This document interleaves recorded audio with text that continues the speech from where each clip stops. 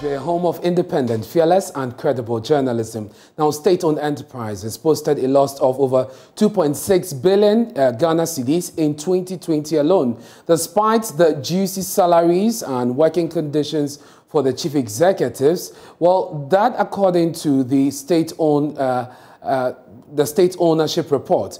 But despite the poor picture, the Minister for Public Enterprises, Joseph Kujo, says he will continue to advocate for fat salaries for CEOs so long as they perform and meet the expectations. He spoke at the Information Ministry today. Fat salaries. Maybe you are talking to the wrong person on salaries when it is fat. I openly declare anywhere that I am an advocate for good salaries, and if this is bad, tell me this is bad. I am an advocate for good salaries. Good salary because I have said this. I know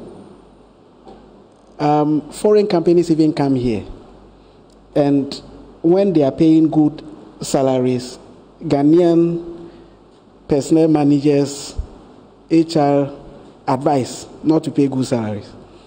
The difference between a country becoming wealthy is for people to be paid good salaries. That is all. Because it is when they can cater for their needs and also save in the financial system, then deposits build up in the financial system to enable the financial system give loans to businesses and individuals who need them.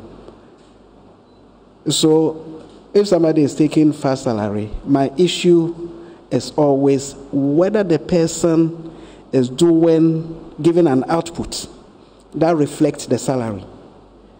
That is all. If the person is performing and taking good salary, I clap for the person. If the person is not performing and not taking that good salary, you exact performance from the person, because you are paying the person. So I am a lover of fat salaries. Well, he also rejected suggestions that non-performing CEOs must be sacked, arguing they may not be entirely responsible for the losses recorded.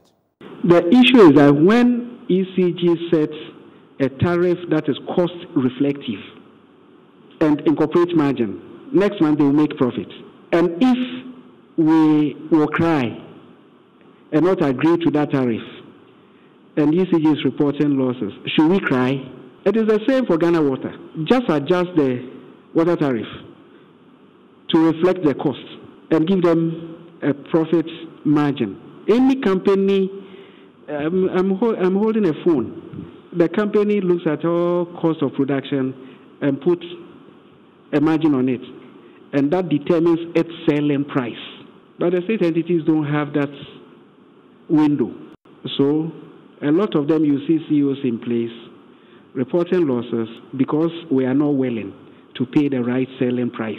Because to report profit means that revenue should be generated, cost should be paid, interest, taxes, salaries, utilities, every cost should be paid for, and then you report a profit. So their reporting of profit depends on us, not on the manager you want to fire. Because the manager may be technically competent, professionally savvy, and everything, but right pricing or wrong pricing is what will determine the profitability.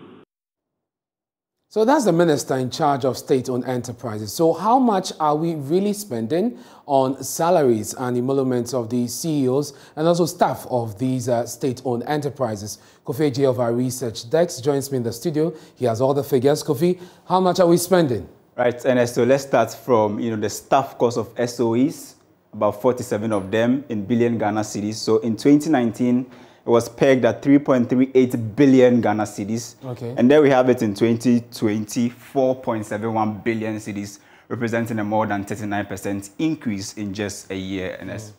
So if you should move to the next slide, you see, how do you call it?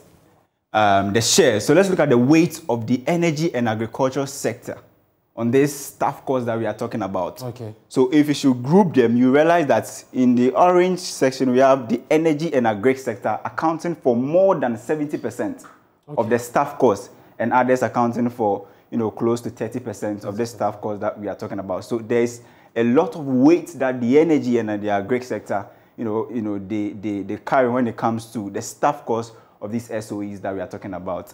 And so if we should also break this down, it says that the agri sector led by Cocoa Board. If you look at Cocoa Board's, how do you call it? Their cost is around over 1 billion. Yes. Okay. And then we have the cocoa marketing company also somewhere close to, you know, more than 155 million Ghana cedis, registered the highest percentage increase in staff cost of, you know, more than 61% in the year under review. Now, if you should break this down, it means that the agri sector has actually increased their staff cost from 769.5 million cedis in 2019 to over 1.24 billion cedis in 2020. Now, the next slide talks about ECG, the breakdown, another breakdown. When we're talking about the energy sector, okay, it also increased its staff cost by more than 57%. Now, so let's break this down. ECG, you know, in 2020, their staff cost was around 595 million cedis, VRA 412, million cedis, and Gridco 332 million. So this is how much they spent in paying staff. Exactly, staff cost. As far as the year 2020 is concerned. Now, cumulatively, they make up more than 65% of the staff cost that we are talking about here in the energy sector. Okay. So this is what the 2020 state-owned enterprise report puts out when it comes to the staff cost that we are talking about. So the energy and the agri sectors constitute a huge chunk of how much we're spending. More than 70% of how much we're spending on staff. So that's it there for you. We're spending a lot on these SOEs, but the minister says as long as they perform and they meet their targets, well, why not? They should be paid well. Let's do some...